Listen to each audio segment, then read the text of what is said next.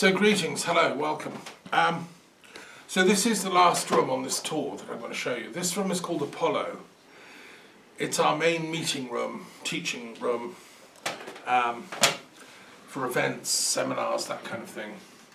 And it's not dedicated to just one muse. Apollo was called the Musagetes. It meant he was the god who organized the muses in their work.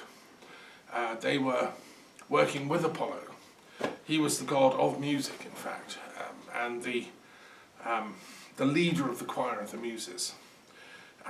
On Mount Olympus, if you're lucky enough to get there, the Muses are in charge of entertainment in the afterlife, and Apollo will be there organising them. Years ago, I once had a dream where I met Apollo, and that was a pretty cosmic dream, I can tell you. So anyway, this is a beautiful room. I love this room. It's where I do most of my philosophical teaching from. And there are some things I want to show you coming around the room.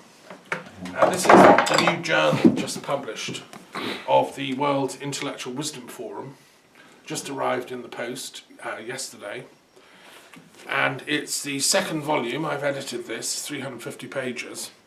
You know, I'm busy every day doing work in writing or some other medium.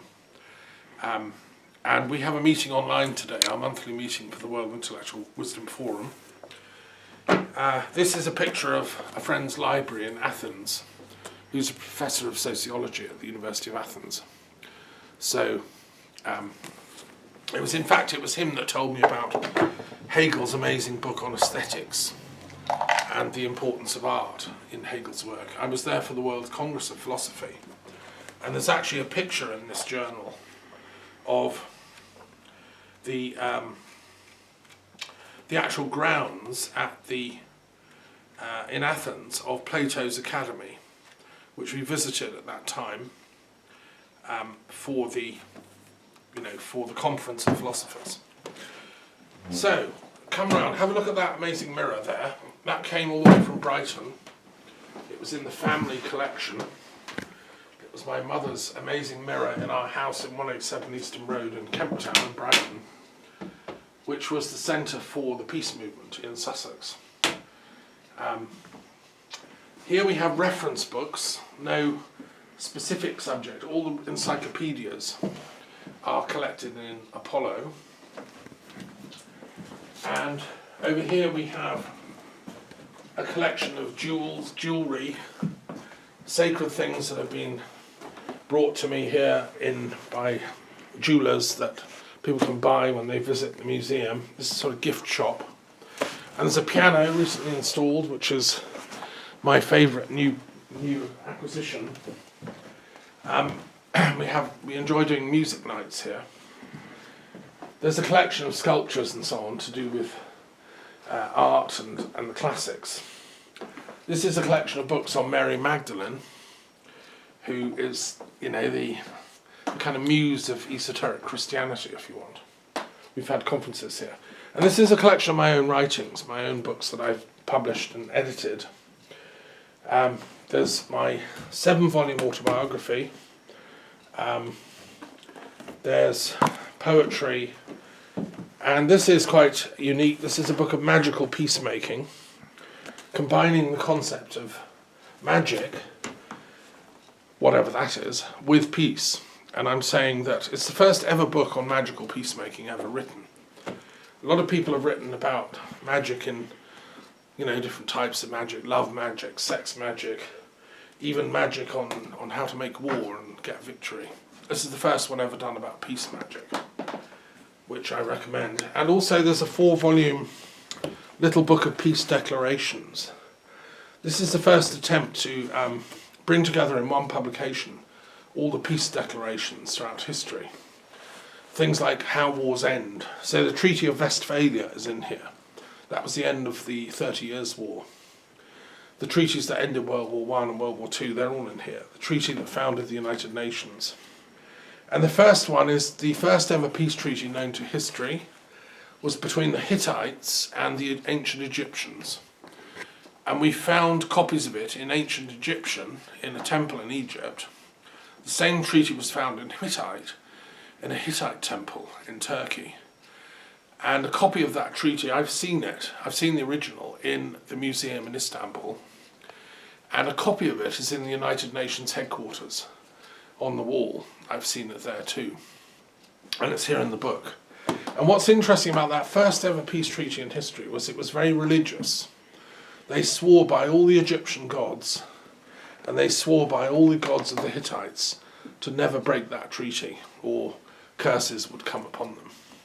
And the Treaty of Westphalia also, it swears in the name of the Holy Trinity and, all the kind of spiritual power of Christianity, that they will abide by it, whether Protestant or Catholic.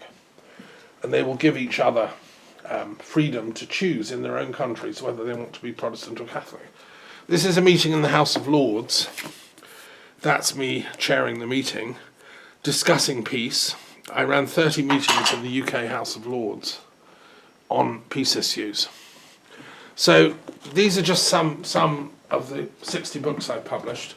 This important book is the Kabbalah Runes that I've mentioned before on this tour, which is the study of how the Hebrew Kabbalah and the runic traditions of Scandinavian cultures and Anglo-Saxons, of which Tolkien was a professor, actually go back to the same root.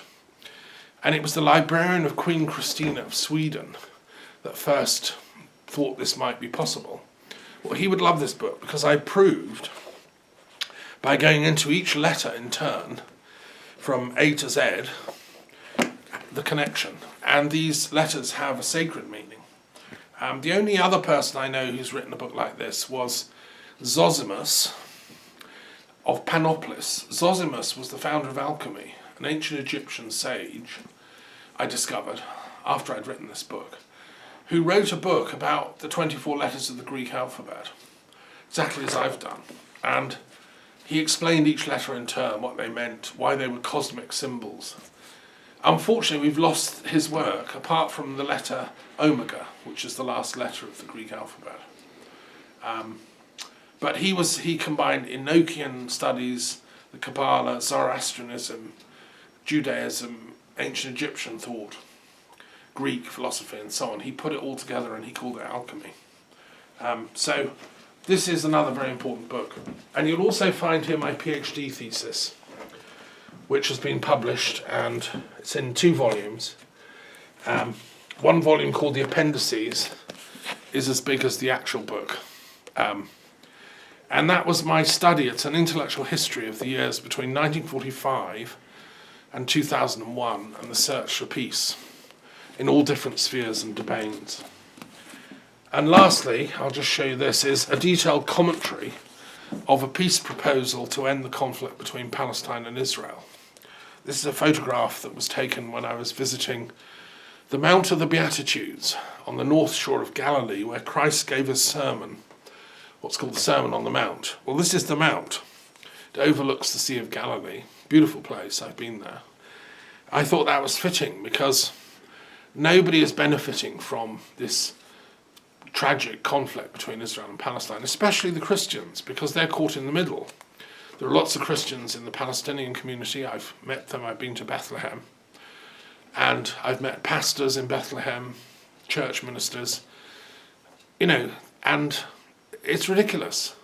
We want Israel and Palestine to flourish and live as 2 beautiful countries side by side, not living in fear of each other, where the best bits of Islam, the best bits of Christianity, and the best bits of Judaism can come together. So that's what I've written this peace plan for. And it's premised on the ideas that were put forward actually when Trump and Netanyahu put forward a document during his presidency, which 99% of what Trump did I didn't agree with, but this one thing was actually quite good in my opinion. However, I've changed about 75% of the text, altered it, changed it, updated it, and said, okay, this is what needs to be done. Their peace plan had an airport for the Palestinians, which is great. They also had a railway going between Gaza and the West Bank, which is great. I thought of that 10 years ago. And, other things. So I've modified the Trump-Netanyahu peace plan, updated it, and I commend it to your to your learned inquiries. Anyway, that's the kind of the bookshop. So this from Apollo, we also have flags. This is the flag of the southwest part of France, Aquitaine, which we are in Aquitaine. This is the flag of the Cathar country, which was a very sophisticated and civilized part of France. It wasn't even part of France, it was its own thing, Aquitaine. And if you travel down to the Pyrenees and go to Musee and these places, they were amazing. It's where the troubadours came from. This is, of course, the flag of Scotland. This museum is all based in Scotland, and I have flags from Poland, from South Africa, and Ireland, Canada. You know, there's a large collection of flags. If you come and visit me here in the museum, bring a flag from your own country. So we have the UN, UK. This is the flag of Iran, and an Iranian guest, and Turkey, and the US, Germany, and so on. So I want eventually to have flags of every nation in the world here.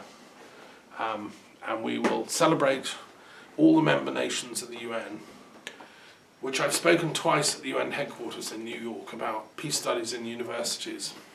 I don't think there's anything more important than getting every university to have a peace studies department. And, you know, fortunately there are more and more universities doing that.